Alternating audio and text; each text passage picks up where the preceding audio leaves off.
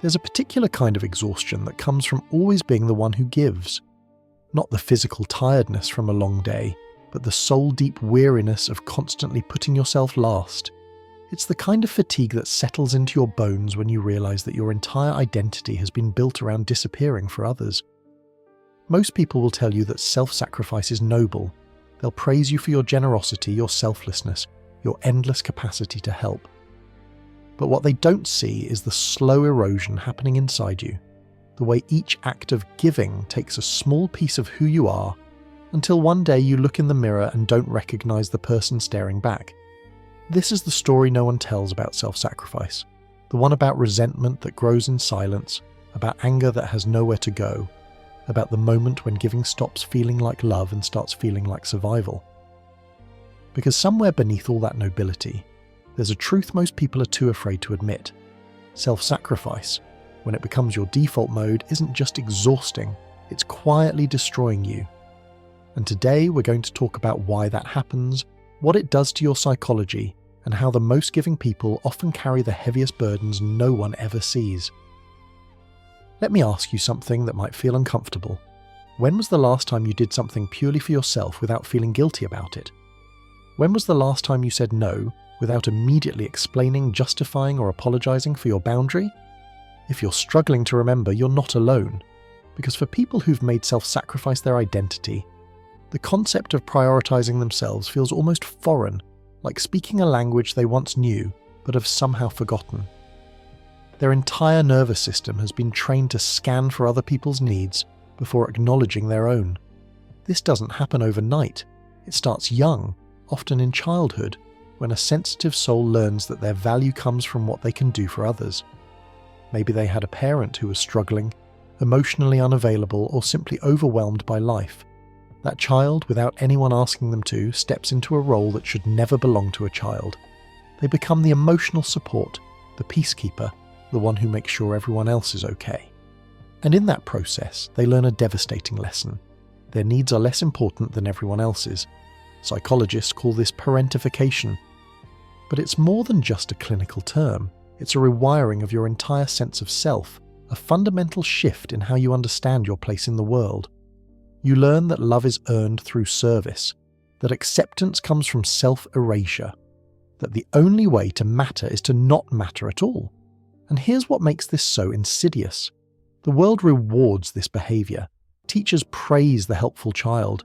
Employers promote the team player who never complains. Friends gravitate toward the person who always shows up. So you keep doing it, because at least this way, you're seen as valuable. But there's a cost that accumulates in the shadows.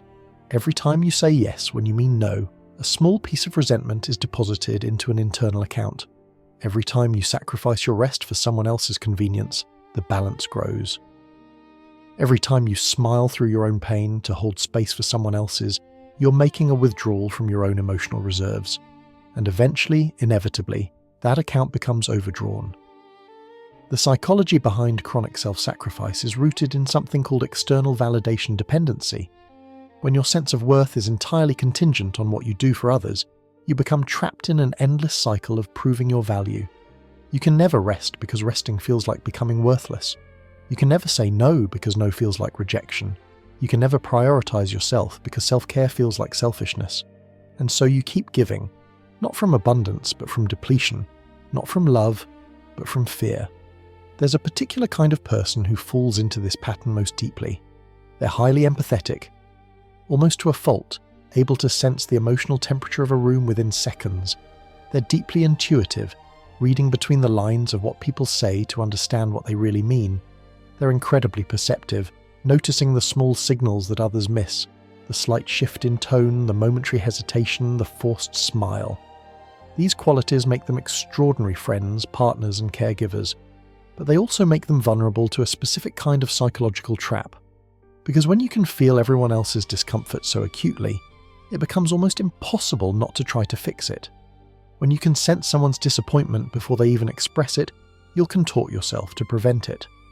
When you can tell that your presence or absence affects others deeply, you'll sacrifice your own needs to manage their feelings. This is where the darkness begins to creep in. Because self-sacrifice, when motivated by fear rather than genuine care, becomes a form of control. You're not giving freely, you're managing outcomes. You're not being generous, you're preventing rejection. You're not loving others, you're protecting yourself from the unbearable anxiety of disappointing them. And the cruel irony is that none of this works. Because no matter how much you give, it's never quite enough to silence the voice inside that says you're not good enough. No matter how many people you help, you still feel somehow inadequate. No matter how selfless you are, you still carry this nagging sense that if you stopped, if you just existed without producing value, you would be abandoned. This is the psychological prison of chronic self-sacrifice. The bars are invisible, but they're real. They're made of guilt, obligation, and the paralyzing fear that your worth is conditional. And the most devastating part is that most people living in this prison don't even realize they're trapped. They think they're just being kind. They think they're just being helpful. They think this is what love looks like. But love that depletes you isn't love. It's a transaction. And you're always on the losing end. Let me tell you what happens in the body of someone who chronically self-sacrifices, because this isn't just psychological, it's deeply physiological. Your nervous system, which is designed to alternate between activation and rest, gets stuck in a state of perpetual alertness. You're always scanning for what others need. You're always prepared to leap into action. You're always managing, anticipating, adjusting. This state is called sympathetic nervous system dominance, and it's the same state your body enters when you're facing a physical threat. Your cortisol levels remain elevated, your immune system becomes suppressed, your digestion suffers, your sleep becomes shallow. Your body is literally in survival mode, not because you're in danger, but because you've trained yourself to treat other people's needs as emergencies. And here's what research shows. People who engage in high levels of unreciprocated caregiving, who give without receiving, show the same stress markers as people dealing with chronic trauma. Their bodies are breaking down under the weight of invisible labor. Their minds are exhausted from the constant emotional regulation. Their spirits are dimming from the relentless denial of self. But they keep going because stopping feels impossible. Because if they stop, who will they be? If they're not the helper, the giver, the one everyone can count on, what value do they have? This is the existential crisis at the heart of self-sacrifice addiction. Your identity has become so intertwined with what you do for others that you've lost touch with who you are beneath all that service. You've become a function, not a person, a resource, not a soul. And the resentment that comes from this isn't anger at others, not really. It's anger at yourself. For saying yes when you wanted to say no. For betraying your own needs again and again. For allowing yourself to become so small that you practically disappear in your own life. But here's what makes resentment so complicated. You can't even let yourself feel it fully. Because feeling angry would mean admitting that you're not actually okay with the role you've been playing. It would mean acknowledging that the narrative you've built, I'm just a giving person, it's who I am, might actually be a defense mechanism. It would mean facing the uncomfortable truth that you've been abandoning yourself for years. So instead, the resentment goes underground. It shows up as passive aggression, subtle comments that have an edge you can't quite name. It appears as sudden explosions over small things, disproportionate reactions that surprise even you. It manifests as a growing numbness, a flatness where joy used to be, a sense that you're just going through the motions. Psychologists call this emotional leakage. When you can't express emotions directly, they find other ways out. They leak through your behavior, your tone, your body language. They seep into your relationships, creating confusion because you're saying you're fine, while everything about you screams that you're not. They build pressure inside you until something has to give. And what usually gives first is your sense of self. You start to question everything. Am I a bad person for feeling this way? Why can't I just be happy helping others? What's wrong with me that I feel so empty when everyone tells me I'm so generous? The answer is nothing is wrong with you. What's wrong is the system you've been operating under, the unspoken contract that says your needs come last, the invisible rule that your value is measured by your utility, the quiet belief that love must be earned through perpetual self-denial. This is where we need to talk about boundaries. Because for people who chronically self-sacrifice, boundaries feel like betrayal. They feel like you're letting people down. They feel like you're being selfish, cold, or unkind. But boundaries aren't walls. They're not about keeping people out. They're about defining where you end and others begin. They're about acknowledging that you are a person with needs, limits, and a finite amount of energy. They're about recognizing that sustainable relationships require reciprocity, not one-sided giving. But setting boundaries when you've built your entire identity on having none is terrifying. Because boundaries risk rejection, they risk disappointment, they risk the very abandonment you've been working so hard to prevent. So you tell yourself you'll do it later. You tell yourself it's not that bad. You tell yourself that this one more time won't hurt. But every one more time is another betrayal of yourself. Every one more time is another deposit into that resentment account. Every one more time brings you closer to the inevitable breaking point. And the breaking point always comes. Sometimes it looks like a breakdown, a moment when you simply cannot do one more thing for anyone. Sometimes it looks like withdrawal, a pulling away from everyone because you've given so much you have nothing left. Sometimes it looks like illness, your body forcing you to stop because you won't choose to stop on your own. The breaking point is your psyche's way of saying enough, but it doesn't have to get to that point. Because here's what most people don't understand about healing from self-sacrifice patterns. It's not about stopping care for others. It's about starting to include yourself in the circle of people you care for. It's not about becoming selfish. It's about recognizing that you are also a person deserving of care, including your own. It's not about abandoning your values. It's about expanding them to include self-compassion.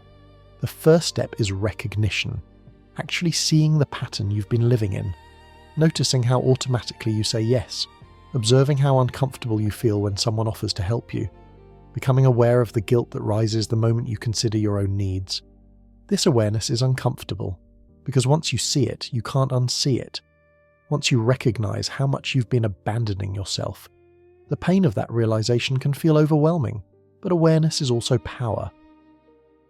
Because you can't change what you don't acknowledge, you can't heal what you refuse to see, and you can't build a different life until you understand the architecture of the one you've been living.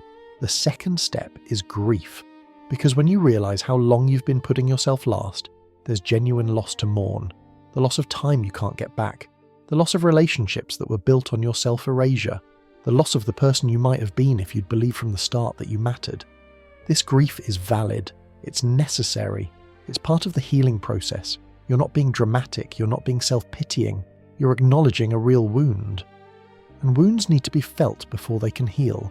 The third step is the hardest one. It's choosing yourself, even when it feels wrong. Even when guilt rises like a wave, even when someone's disappointment is palpable, even when the old patterns scream at you to just give in, to just help, to just be the person everyone expects you to be. This is where the real transformation happens, not in the big moments, but in the small ones. When you say, "I can't do that right now," and you don't follow it with an explanation or apology. When you let someone's disappointment exist without rushing to fix it. When you choose rest over productivity and don't punish yourself for it. These small acts of self-honoring are revolutionary, because each one rewrites the neural pathways that have kept you trapped. Each one sends a message to your nervous system that you are safe even when you're not constantly giving. Each one builds evidence that your worth isn't conditional on your service. But let's be honest about what this process looks like. It's not linear, it's not easy. There will be days when you slide back into old patterns because they're familiar, because they feel safer, because choosing yourself still feels selfish.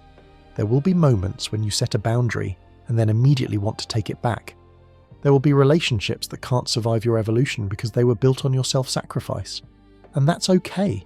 That's part of the process. Because healing isn't about perfection. It's about direction. It's about slowly, imperfectly, moving toward a version of yourself that includes yourself. It's about learning that you can be generous without being depleted, that you can care for others without erasing yourself, that you can be kind and still have boundaries, that you can love deeply while also loving yourself. This is the truth that self-sacrifice culture doesn't want you to know, that the most sustainable love, the most authentic generosity, the most powerful kindness comes not from emptiness, but from fullness. When you care for yourself, you have more genuine care to offer others. When you honor your own needs, you stop resenting the needs of others. When you fill your own cup, you can pour from overflow instead of from the dregs. But the conditioning runs deep. You might read these words and intellectually understand them, but emotionally they still feel wrong. Because somewhere inside, there's still a voice that says you don't deserve that kind of self-care, that your needs aren't as important as others, that prioritizing yourself is fundamentally selfish. That voice is the internalized belief system of your childhood. It's the echo of every time you learned that your value came from what you could do for others. It's the residue of a culture that glorifies self-sacrifice while ignoring its casualties. And that voice is a liar. Not because self-sacrifice is always wrong, but because the kind of self-sacrifice that destroys you isn't sacrifice at all, it's self-abandonment. Real sacrifice is choosing to give something up for a cause or person you deeply value, while still maintaining your sense of self. Real sacrifice is temporary, conscious, and chosen. It doesn't feel like slow death. It feels like meaningful choice. But what you've been doing isn't sacrifice, it's disappearing. It's making yourself smaller and smaller until you're barely visible in your own life. It's a constant state of self-betrayal dressed up as virtue. And you don't have to live like that anymore. You don't have to wait until you break down to finally put yourself on the list of people who matter. You don't have to earn the right to your own care. You already have it. You've always had it. You just forgot. Or maybe no one ever taught you in the first place. So let me tell you now, you are allowed to rest. You are allowed to have needs. You are allowed to say no without explanation. You are allowed to disappoint people. You are allowed to be imperfect, unavailable, and ordinary. You're allowed to exist without constantly proving your worth through service. You're allowed to take up space in your own life. These aren't just permissions, they're truths. They're the foundation of a life that doesn't slowly kill you from the inside out. They're the beginning of freedom. But knowing these truths and living them are two different things, because living them requires you to face the fear that has been driving you all along. The fear of abandonment, the fear of being unlovable without your usefulness, the fear that if you stop giving, everyone will leave. And here's what you need to understand about that fear. It's not baseless. Some people will leave. The ones who valued you only for what you could do for them. The ones who mistook your self-sacrifice for your identity. The ones who never bothered to know you beyond your service. And their leaving will hurt. It might even feel like confirmation of your worst fear. But their leaving is also information. It's showing you who was in relationship with the real you, and who was only in relationship with what you could provide. It's painful clarity. It's necessary loss. It's making space for something better. Because when you stop attracting people through self-sacrifice, you start attracting people through authenticity. And authentic relationships, even if there are fewer of them, are so much more nourishing than transactional ones. They're built on mutual respect, not exploitation. They're sustained by reciprocity, not one-sided giving. They allow you to be fully human, not just endlessly functional. This is what's waiting on the other side of your self-sacrifice pattern. Not a life without care for others, but a life where care flows both ways. Not a life without generosity, but generosity that doesn't cost you your soul. Not a life without love, but love that includes you. And maybe that's the deepest healing of all. Learning that love isn't something you have to earn through suffering. That connection doesn't require self-erasure. That you can be seen, valued, and cherished for who you are, not just what you do. This is possible for you, even if it doesn't feel possible right now. Even if every fibre of your being is screaming that prioritizing yourself is wrong. Even if you can't imagine what life looks like when you're not constantly giving. It starts with one small choice. One moment of choosing yourself. One tiny act of self-honoring. And then another. And another. Until slowly, so slowly you might not even notice at first, you start to recognize yourself again. Until the resentment that's been living in your shadows starts to dissolve. Until the exhaustion that's been your constant companion begins to lift. Until you remember what it feels like to give from joy instead of obligation. Now let's talk about what this looks like in the everyday moments of your life. Because self-sacrifice doesn't announce itself with fanfare. It creeps in through the small decisions you make without thinking. It's in the way you automatically volunteer before anyone asks. It's in how you downplay your own accomplishments while celebrating everyone else's. It's in the pattern of always being the one who drives, who organizes, who remembers, who follows up. These might seem like small things, but they're not. They're the architecture of your invisible labor. The 1,000 tiny ways you make yourself available while making your own needs invisible. And the cumulative weight of these small sacrifices is what eventually breaks you. Think about a typical day in your life. You wake up and your first thought isn't about yourself. It's about what needs to be done for others. Who needs to be contacted? What needs to be prepared? Which problems need solving? You move through your morning managing everyone else's emotions, schedules and needs. And somewhere in there, maybe you eat something, maybe you don't. Maybe you take a moment for yourself, but probably not, because there's always something more urgent. By afternoon, you're already tired, but you push through. Because people are counting on you. Because saying you need rest feels like admitting weakness. Because you've learned that your value is in your utility. So you keep going. You answer the messages, take on the extra task, say yes to the favour, show up for the thing you don't want to attend, and by evening, you're depleted. Not just tired, but empty. You've given everything to everyone else and there's nothing left for you. So you collapse into bed telling yourself tomorrow will be different, but tomorrow is the same, and the day after that, and the day after that. Because this is the cycle of self-sacrifice. It doesn't look dramatic from the outside. It looks like being responsible, being caring, being present. But inside, it's slowly eroding your sense of self.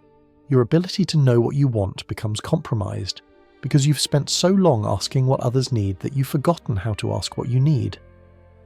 Your capacity for joy diminishes because joy requires presence and you're always focused on the next thing someone needs. Your creativity withers because creativity requires space and your mental space is completely occupied by managing other people's lives. This is what makes chronic self-sacrifice so insidious. It's not one big trauma. It's 1,000 small betrayals of yourself that accumulate over time. Each one alone seems manageable, even noble. But together they create a life where you're a stranger to yourself, where you've become so good at disappearing that you don't even notice you're gone. And here's what happens to your relationships in this dynamic. They become inherently unbalanced. Because when you train people to expect your constant availability, they stop seeing your needs entirely. Not because they're bad people, but because you've made yourself invisible. You've taught them that you don't need support, that you're always okay, that your role is to give and their role is to receive. And over time, this imbalance becomes so normalized that when you finally do express a need, people are surprised, sometimes even annoyed, because you've disrupted the equilibrium they've come to expect. This is the cruelest part of self-sacrifice. You create the very dynamic that hurts you. You train people to not see you, and then you resent them for exactly what you taught them to do. But it's not your fault. You didn't consciously choose this pattern. You learned it, probably as a child, probably as a survival strategy in a family or environment where your needs were too much, too inconvenient, too scary for the adults around you to handle. So you learned to make yourself small, to need less, to give more, to find your value in service because approval was unavailable any other way. And what worked then, what kept you safe then, is now suffocating you. Because you're not that child anymore. You're an adult who deserves reciprocal relationships, who deserves to have needs, who deserves to be seen as a full person, not just a function. But you can't receive what you won't allow yourself to have. You can't be seen if you keep hiding. You can't be loved for who you are if you only show people what you do. This is the paradox of healing from self-sacrifice. The very thing you crave, being truly known and loved, is the thing you make impossible through your pattern of constant giving. Because you never let anyone close enough to see the real you, the tired you, the uncertain you, the you who needs support. You keep them at arm's length with your competence, with your endless capacity to handle things, with the mask of "I'm fine" that you wear so convincingly even you sometimes believe it. But underneath that mask is someone who is not fine, someone who is exhausted, resentful, and desperately lonely even when surrounded by people. Because loneliness isn't about being alone, it's about being unseen, and you can be in a room full of people and still feel utterly invisible, still feel like no one really knows you. Because they don't. Because you won't let them. Because vulnerability feels too dangerous when your worth has always been conditional. So let's talk about what vulnerability actually means in the context of recovering from self-sacrifice. It's not about dumping all your problems on people. It's not about suddenly becoming needy or dependent. It's about letting people see your humanity, your limits, your needs. It's about saying "I'm struggling" instead of "I'm fine" when that's the truth. It's about asking for help instead of waiting to be offered. It's about showing up imperfect instead of perfectly managed. And this feels terrifying. Because what if they judge you? What if they're disappointed? What if they leave? These are real fears, and they might happen. But here's what's also true. What if they don't? What if vulnerability actually deepens the relationship? What if people are relieved to finally see the real you? What if your honesty gives them permission to be more honest too? Because here's something most self-sacrificers don't realize. Your pattern doesn't just hurt you, it hurts the people around you too. It prevents genuine intimacy. It creates relationships that feel one-sided and hollow. It robs others of the opportunity to give to you, to know you, to love the whole you. Think about how it feels when someone you care about won't let you help them, when they insist they're fine when clearly they're not, when they keep you at a distance with their independence. It doesn't feel good. It feels like rejection, like they don't trust you, like the relationship isn't real because it only goes one direction. That's what your self-sacrifice pattern does to others. It keeps them in a shallow version of relationship with you. And while you might think you're protecting them from your needs, you're actually depriving them of genuine connection. So vulnerability isn't selfish. It's generous. It's giving people the gift of the real you. It's trusting them enough to be human with them. It's building the kind of relationships that can actually sustain both of you. But it requires something you might not have much experience with. Trust. Not trust that everything will work out perfectly, but trust that you'll be okay even if it doesn't. Trust that your worth isn't dependent on their reaction. Trust that you deserve to take up space even when it's uncomfortable for others. This kind of trust has to be built from the inside out. Because if you're waiting for external proof that you're safe to be vulnerable, you'll be waiting forever. Safety in relationship isn't about guarantee, it's about capacity. Your capacity to tolerate discomfort, your capacity to set boundaries when needed, your capacity to walk away if someone consistently disrespects you. When you have that internal capacity, vulnerability becomes possible. Because you're not giving your power away, you're sharing your truth from a place of groundedness. And that changes everything. It transforms self-sacrifice from a compulsive pattern into a conscious choice. It allows you to give from fullness instead of emptiness. It creates space for relationships that actually nourish you instead of drain you. This is the other side of self-sacrifice, not selfishness, but self-respect, not isolation, but intimacy, not withholding, but discernment about where you invest your energy. And getting there requires you to fundamentally rewrite the story you've been telling yourself about who you are. The story that says your value is in your usefulness. The story that says love must be earned through sacrifice. The story that says your needs are a burden. These stories are lies. But they're lies you've believed for so long they feel like truth. So changing them requires more than just intellectual understanding. It requires new experiences. Experiences of expressing a need and having it met. Experiences of setting a boundary and having it respected.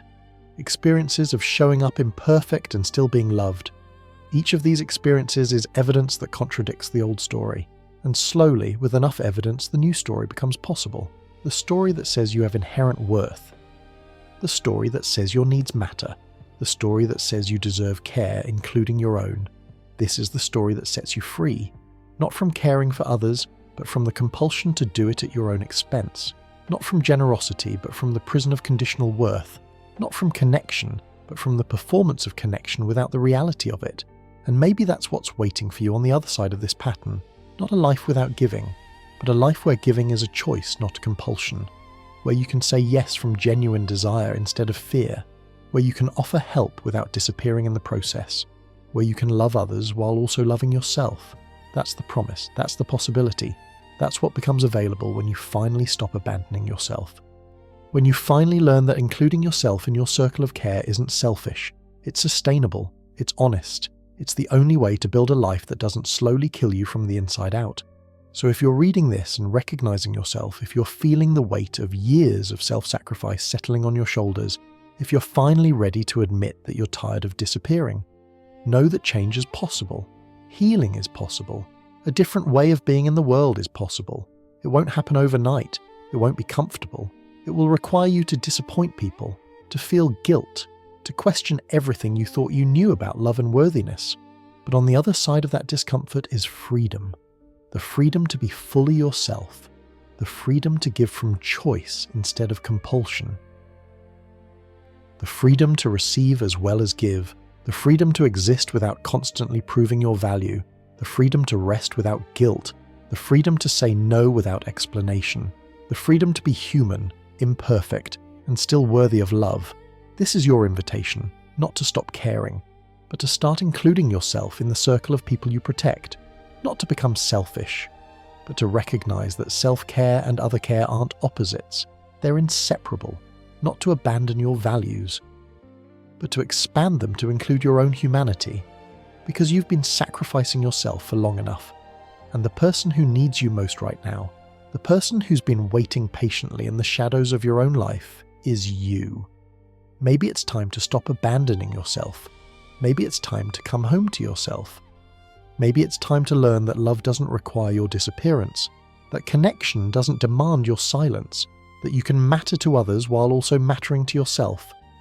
This is the truth beneath the lie of self-sacrifice, that you were never meant to disappear. You were meant to show up fully, imperfectly as yourself. And that version of you, the one who has needs and limits and desires, the one who gets tired and overwhelmed and uncertain, is not less valuable than the version who gives endlessly. If anything, that version is more real, more honest, more human. And maybe it's time to let that version be seen, to let yourself take up space, to let your needs matter, to let yourself rest, to let yourself be loved for who you are, not just what you do.